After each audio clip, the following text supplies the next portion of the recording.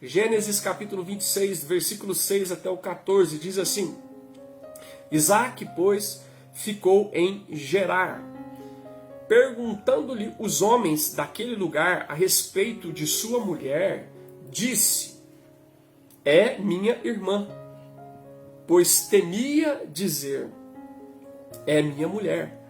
Para que, dizia ele consigo, os homens do lugar não me matem, por amor de Rebeca, porque era formosa de aparência. Versículo 8. Ora, tendo Isaque permanecido ali por muito tempo, Abimeleque, rei dos filisteus, olhando da janela, viu que Isaque acariciava Rebeca, sua mulher. Então Abimeleque chamou Isaque e lhe perguntou: É evidente que ela é tua esposa.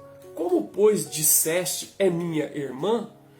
Respondeu-lhe Isaque: Porque eu dizia, para que eu não morra por causa dela. Disse Abimeleque: Que é isso que nos fizeste? Facilmente algum do povo teria abusado de tua mulher, e tu atraído sobre nós grave delito. E deu esta ordem a todo o povo: qualquer que tocar este homem ou sua mulher, certamente morrerá.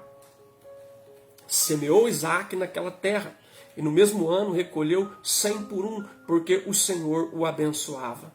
Enriqueceu o homem, prosperou, ficou riquíssimo, possuindo ovelhas e bois e grande número de servos, de maneira que os filisteus lhe tinham inveja. Esta é a palavra do Senhor, amados, para essa noite, para essa ocasião. Gênesis capítulo 26, do verso 6 ao verso 14. E o tema da nossa reflexão nessa noite é uma pergunta: méritos ou misericórdia e graça? Vou repetir, tá bom? Méritos ou misericórdia e graça? Como é que funciona, né? Se eu posso usar essa expressão, como é que funciona o nosso relacionamento com o Deus Todo-Poderoso, Criador dos céus e da terra, o Deus que se revelou a Abraão, a Isaque e posteriormente a Jacó, né? O Deus que elegeu, que escolheu o povo de Israel, né? O Deus Todo-Poderoso que se revelou a nós na pessoa bendita de Jesus. Como é que se estabelece esse relacionamento com Deus? Será que é baseado nos méritos, nas boas obras, né? Nas nossas condutas, né? Supostamente ilibadas? Ou será que é mediante misericórdia e graça? É isso que nós vamos ver hoje na vida de Isaque. É interessante porque nós temos desafiado aí o nosso reverendo Nilson e temos caminhado com a igreja no mês de maio falando sobre aprendendo com as famílias da Bíblia. E aqui, no nosso encontro dos PGs, a gente tem falado no livro do Gênesis, né? E coincidentemente, no livro do Gênesis, nós temos encontrado muitos relatos de famílias, como hoje, falando da família de Isaque. Então até acabou combinando com aquilo que tínhamos proposto com o reverendo Nilson para o mês de maio. Então, mérito ou misericórdia e graça? Quando nós olhamos para essa história, para esse trecho do capítulo 26, que conta uma parte da história de Isaque, nós observamos uma coisa surpreendente, né? Que não há lugar para méritos, não há lugar para méritos, mas apenas e tão somente para misericórdia e para a graça de Deus. Olha só, o texto começa mostrando uma coisa muito interessante. O texto da palavra do verso 6 e 7 mostra que a Escritura tem um cuidado muito especial, obviamente dirigido pelo Espírito Santo, de não esconder os erros, né, as incoerências e os pecados dos servos do Senhor, né? Por isso, a Escritura é tão especial para nós. Ela não cria, não é, uma aura falsa em relação aos personagens bíblicos. Ela fala dos acertos, mas também não esconde os erros.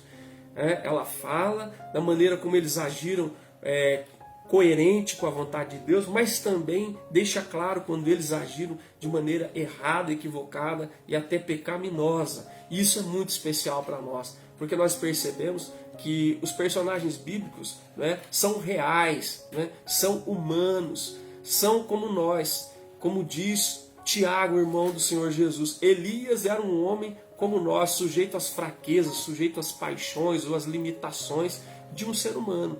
Então, nós olhamos para a Escritura e percebemos que isso não é uma história inventada, mas fala de seres humanos reais, de carne e osso, como eu e você, que tem pontos positivos, né? Tem aspectos que se sobressaem de maneira especial e positiva, mas tem também aquelas coisas que depõem contra a vida daqueles que se dizem servos do Senhor. E aqui nós olhamos para a vida de Isaac, está relatado no começo do texto, né? O seu acerto e também os seus erros. O verso 6 diz que ele ficou em Gerar. Isso foi uma coisa muito acertada que ele fez. Nós sabemos pelo começo do capítulo 26 que Deus se revelou a ele, como nós já falamos a semana passada, num cenário de fome, num cenário difícil, desafiador, e Deus disse para ele: fique nesse lugar que eu te mostro, que eu estou te mostrando, o que eu vou te mostrar. E ele ficou onde Deus havia mandado que ele ficasse. Então aqui nós vemos esse servo de Deus fazendo o que é certo, obedecendo, tendo coragem para obedecer a Deus, a despeito das circunstâncias, dos cenários que cercavam a sua vida. Mas no versículo seguinte, nós vemos esse mesmo servo que no versículo 6 agiu com coragem, no verso 7 age com covardia em relação à sua esposa. Ele não tinha coragem de dizer que ela era sua esposa, por isso dizia para os outros que ela era sua irmã, para que ele não tivesse o perigo que alguém atentasse contra a sua vida. Então o verso 6 diz: Isaac, pois, ficou na terra, certíssimo, fez o que era certo, coragem para fazer o que é certo. Mas o verso 7 diz que quando os homens daquele lugar perguntaram sobre a mulher dele, ele disse: não, ela é minha irmã, ela não é minha esposa, ela é minha irmã, porque estava com medo. Ou seja, ele foi covarde, ele teve medo de assumir que aquela era a sua esposa, porque ela era muito bonita, muito formosa, e ele pensou: pode ser que eles queiram me matar para poderem ficar com minha mulher se souberem que ela é minha esposa. Então veja que coisa surpreendente, a Escritura não cria uma aura falsa a respeito de nenhum dos personagens bíblicos, né? Ela mostra os acertos, ela mostra a fé dos servos de Deus, a coragem, mas também não esconde os pecados, né? A covardia, o egoísmo, o cinismo, né? A falta de temor em muitas situações. E isso é muito importante, porque isso que nós vemos na vida de Isaac é uma repetição daquilo que havia sido praticado pelo seu pai, né? Abraão, o pai da fé, um homem extraordinário, um homem marcado pela sua confiança em Deus, pela sua fé, pela sua obediência, também deu bola fora muitas vezes. No capítulo 10 de Gênesis, capítulo 12, melhor dizendo, do 10 ao 20, depois mais para frente aqui no capítulo 20, novamente ele faz a mesma coisa. Na verdade, Isaac repete o padrão adoecido que ele aprendeu com seu pai. Por 2 vezes, Abraão mentiu a respeito de Sara, né, dizendo que ela era sua irmã e não sua esposa. É bem verdade que ele usou de uma meia-verdade, porque Sara era meia-irmã, né, meio-irmã de Abraão. Então ele usou desse expediente para poder poupar a sua vida e para não sofrer, de repente, uma retaliação dos povos no meio dos quais eles estavam habitando. De repente alguém querendo tomar sua esposa poderia matá-lo. Ele usa desse expediente. E o que faz o seu filho Isaac? A mesma coisa. E talvez para Isaac seja pior, porque ele não tem nem a meia verdade de poder dizer que Rebeca é sua meia-irmã, porque ela não é sua meia-irmã. Então observa que coisa interessante, a gente lembra daquela canção popular muito conhecida que diz assim: minha dor é perceber que apesar de termos feito tudo o que fizemos, ainda somos os mesmos e vivemos como os nossos pais. Ou seja, Isaac repete o modelo adoecido, distorcido que ele viu na vida do seu pai. Seu pai, um homem extraordinário de Deus, mas também tinha os pés de barro, né? Não só no sentido de que era limitado, mas que era um pecador. E que em alguns momentos Abraão deu bola fora. No capítulo 12 de Gênesis, verso 10 a 20, no capítulo 20, mais uma vez ele faz isso, e agora aqui o seu filho repete esse modelo distorcido e adoecido que ele viu na vida do seu pai. Então, por isso, começando, né, aqui nesses 2 versículos, não dá para ser por mérito. Já imaginou se a relação de Deus com Abraão fosse baseada no mérito? Já imaginou se a relação de Deus com Isaac fosse baseada no mérito? Já imaginou se a relação de Deus com Davi fosse baseada no mérito? Já imaginou se a relação de Deus comigo e com você fosse baseada no mérito? Estávamos perdidos. Estávamos realmente, irremediavelmente perdidos. Então não dá para ser por mérito, né, por boas obras, por conduta supostamente irrepreensível, ilibada. Não dá para ser, né, por mérito. Tem que ser por misericórdia e tem que ser por graça. E é só você olhar o exemplo de Abraão, é só você olhar o exemplo de Isaac, os patriarcas da nação de Israel. E depois é só você olhar mais à frente o exemplo de Jacó e você vai perceber isso, não só nos 3 patriarcas que eu acabo de citar, mas em todo o Antigo Testamento e também no Novo Testamento. Não dá para a relação com Deus ser baseada nos méritos. Tem que ser na misericórdia e na graça de Deus em relação às nossas vidas.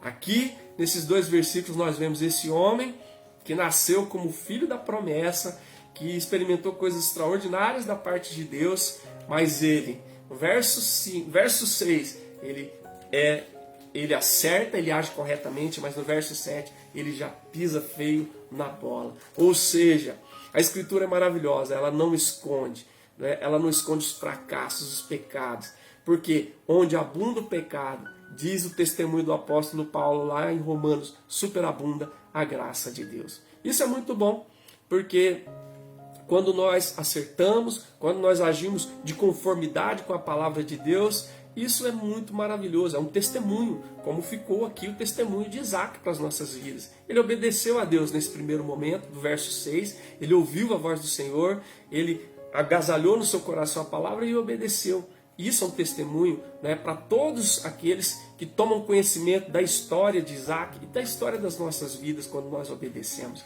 Mas também quando a gente desobedece, isso acaba sendo um alerta, como Isaac, quando ele errou, quando ele fez segundo o seu próprio coração e não segundo aquilo que deveria ser, fica também como um alerta, como uma advertência para nós, né, que sinaliza para a gente que a relação com Deus é graça e misericórdia. Porque se as promessas que Deus fez dependessem única e exclusivamente de Abraão, de Isaac ou posteriormente de Jacó para se cumprir, elas não se cumpririam.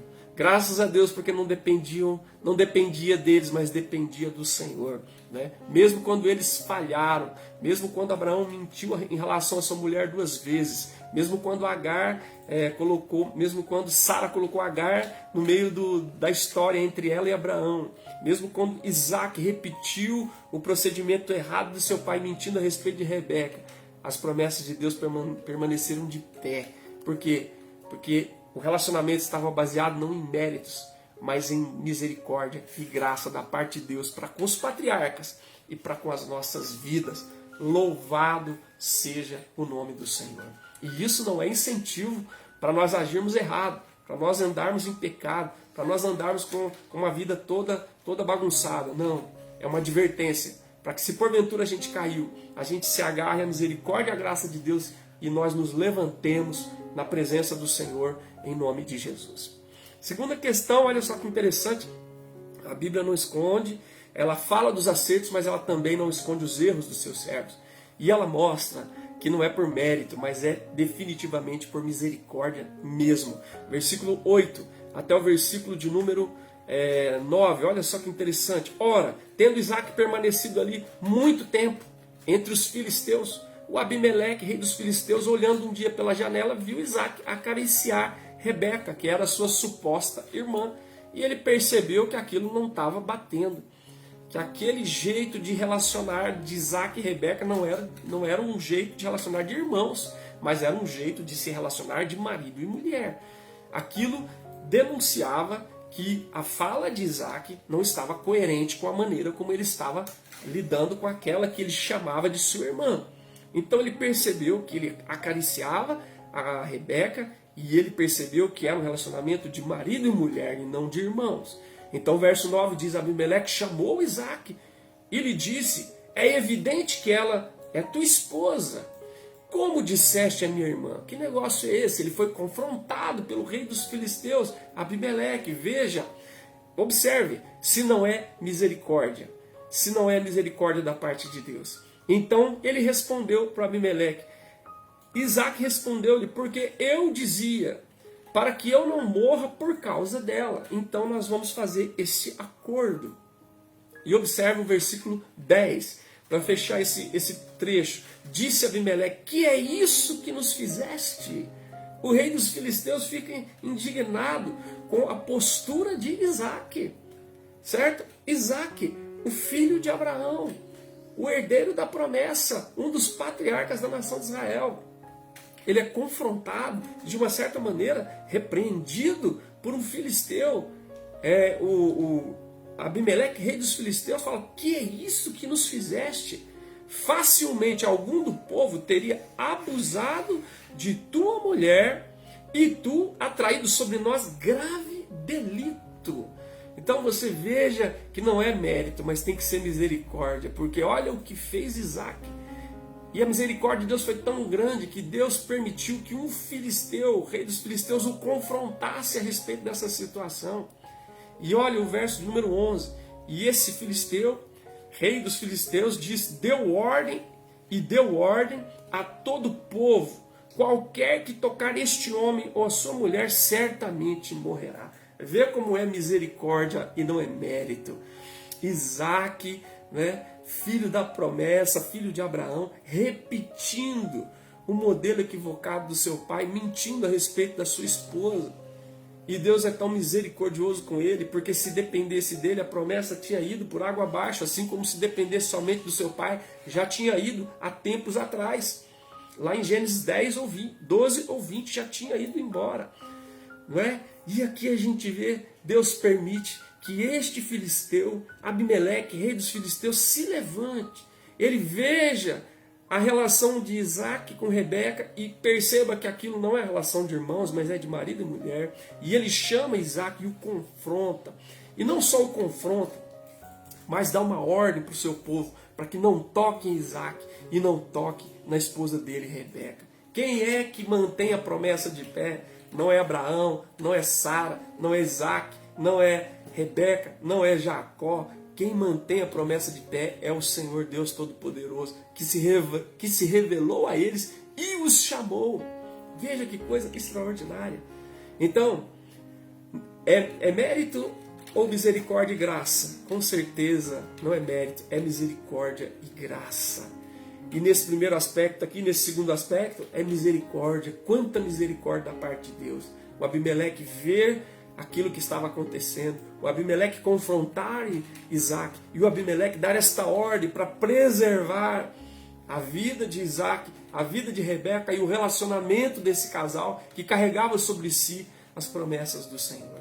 Então observa só, meus irmãos, quanta coisa na nossa vida está de pé por causa da misericórdia de Deus. E a gente lembra daquilo que disse Jeremias em Lamentações, não é verdade? Ele diz assim, as misericórdias do Senhor são a causa de não sermos consumidos. Não é os nossos méritos, não é as nossas boas obras, não é a nossa conduta ilibada, não é, a nossa piedade inatacável, não. As misericórdias do Senhor são a causa de não sermos consumidos. Porque as suas misericórdias não têm fim, se renovam a cada manhã. E aí ele diz, grande é a sua fidelidade. Aquilo que Jeremias diz lá em Lamentações, né, como um conceito, nós vemos aqui vivenciado, experienciado nesse trecho que nós estamos lendo da história de Isaac e Rebeca.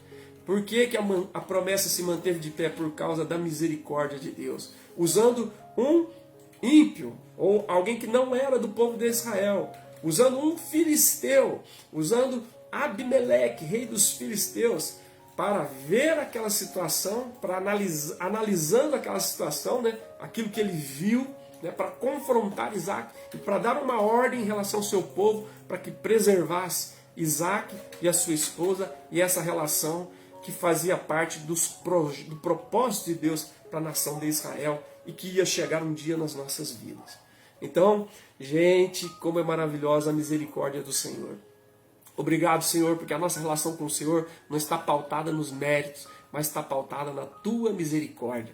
Foi assim desde Abraão, Isaac, Jacó, todos os personagens do Antigo Testamento e do Novo.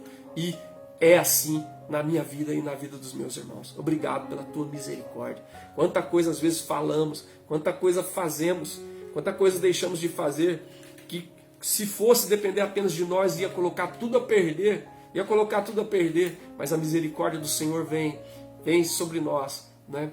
E faz a mesma coisa que fez com Isaac. Bendito seja o nome do Senhor, porque as misericórdias do Senhor são a causa de não sermos consumidos, né? Porque elas não têm fim, elas se renovam a cada manhã. Bendito seja o nome do Senhor. Que a misericórdia do Senhor seja experimentada por você, e não só experimentada, ela seja percebida, que você perceba como a misericórdia do Senhor trouxe você até aqui. Olha para a sua história, olha para tudo que você já fez, para as decisões que você tomou, para alguns caminhos que você entrou, né? Para algumas cabeçadas que você deu na vida, e veja se você não chegou aqui, não foi por obra da misericórdia de Deus, como aconteceu com Isaac aqui. Louvado seja o nome do Senhor. Não é por mérito, mas é por misericórdia. Bendito seja o Deus Todo-Poderoso. E também, não é por mérito, mas é por graça mesmo. Aí a partir do versículo de número 12 até o 14, depois disso tudo, depois dele mentir sobre a sua esposa, né? Depois dele ser confrontado por Abimeleque, né? E ser poupado de toda a tragédia que poderia vir sobre ele, então misericórdia é Deus não dar o que a gente merece, né? Deus não deu a Isaac aquilo que ele merecia pelas suas atitudes naquele momento pontual. Deus ainda deu aquilo que ele não merecia. Deu a ele aquilo que ele não merecia, se fosse considerar as suas atitudes. A partir do verso 12, olha o que diz o texto. Semeou Isaac naquela terra, e no mesmo ano recolheu 100 por um. Por quê? Porque por causa dos seus méritos, por causa da sua conduta ilibada, porque ele foi fiel sem vacilar? Não, porque o Senhor abençoava ele apesar dele, apesar das suas posturas, apesar do seu conluio com Rebeca, apesar de ter vacilado feio e apesar de ter reproduzido os equívocos do seu pai e da sua mãe, certo? O Senhor abençoou ele. Ele semeou naquela terra e recolheu 100 por um, porque o Senhor abençoava. Porque o Deus que se revelou, porque o Deus que prometeu, é o Deus que sustentou a promessa, apesar de Isaac, apesar de Rebeca. Olha que coisa, é graça, certo? É graça. Semeou Isaac naquela terra e no mesmo ano recolheu 100 por um, porque o Senhor abençoou. E diz mais, enriqueceu-se o homem, prosperou, ficou riquíssimo. Ele merecia? Não, não merecia. Foi por causa da misericórdia, não foi por causa da graça de Deus aqui. Deus deu o que ele não merecia, certo? Porque Deus tem um compromisso com a sua palavra, né? Com o seu caráter, com aquilo que ele prometeu, com a palavra que ele empenhou. Olha que coisa extraordinária. Deus vela pela sua palavra para cumprir, é o que diz, né? O testemunho do Antigo Testamento, na boca de Jeremias também. E aqui o texto diz que ele enriqueceu, ficou riquíssimo, possuía ovelhas, bois e grande número de servos. Porque assim se contava uma pessoa rica naquele tempo, por meio das cabeças de gados que a pessoa possuía. Ele possuía ovelhas e bois e grande número de servos. Isso foi o que, irmãos? Foi obra da graça de Deus. Por causa do propósito que Deus tinha em relação à vida de Abraão e Sara, mas também de Isaac e Rebeca. Em relação às promessas que Deus tinha. Para que se chegasse aquilo que nós conhecemos, que a promessa de Deus chegasse até nós na pessoa de Jesus. Deus trabalhou desde a vida de Abraão, Sara, Isaac e Rebeca, apesar deles, apesar dos seus deslizes, das bolas fora que deram, o Senhor manteve firme a promessa por causa dele mesmo, por causa do seu nome, por causa do seu caráter, porque ele é Deus, ele não é homem para que minta, nem filho do homem para que se arrependa. Veja que coisa extraordinária. Então, não é por mérito, é por misericórdia. Não é por mérito, é por causa da graça do Senhor.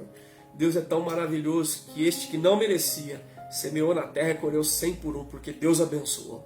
O homem enriqueceu, sim, prosperou muito, foi dono de posses, muitas posses. Por quê? Porque o Senhor abençoou, porque o Senhor estava pondo a sua mão. Então, que coisa maravilhosa. Obrigado, Senhor, porque é a Tua graça sobre nós que nos faz prosperar, né? No sentido mais genuíno da palavra, no sentido saudável e não distorcido que a gente vê no nosso meio evangélico sendo propalado. No sentido mais genuíno da palavra, o Senhor nos faz prosperar, né? Prosperar espiritualmente, né? Prosperar relacionalmente, na nossa casa, nos nossos vínculos, né? Prosperar em maturidade, né? E também naquilo que é suprimento, Deus nos dá. E a gente sabe que é pela graça do Senhor. É pela graça. Então que coisa maravilhosa a gente olhar para esta família da Bíblia, né? Nesse mês de maio que nós estamos sendo desafiados a aprender com as famílias da Bíblia, e como a gente estava caminhando, né, e não paramos até agora de refletir sobre o livro do Gênesis, coincidentemente estamos unindo essas duas coisas, e que esses dois objetivos, melhor dizendo, e que coisa maravilhosa. Olharmos para a história deles nos anima, nos encoraja, nos fortalece. Porque se nós estamos agindo certo, louvado seja o nome do Senhor. É para isso que nós somos chamados. Nós temos a ação do Espírito Santo. Nós temos a palavra de Deus. É para isso mesmo. É para agirmos de maneira correta. Em conformidade com a palavra de Deus. Em conformidade com a vontade do Senhor.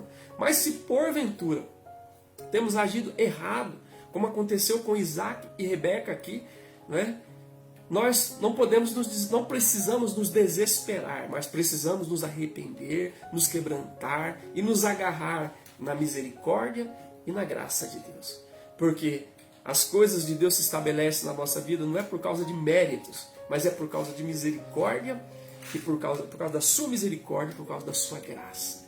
E onde é que nós vemos isso? Lá no Novo Testamento? Não, desde sempre, desde o Antigo Testamento. É só olhar para Abraão e Sara. É só olhar aqui para o Isaac e Rebeca.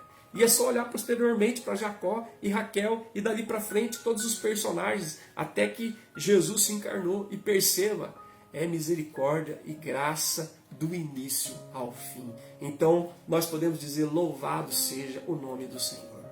Isso não é motivo para nós nos acomodarmos no pecado, para nós nos conformarmos com aquilo que está errado, para nós mantermos uma vida displicente ou negligente. Não.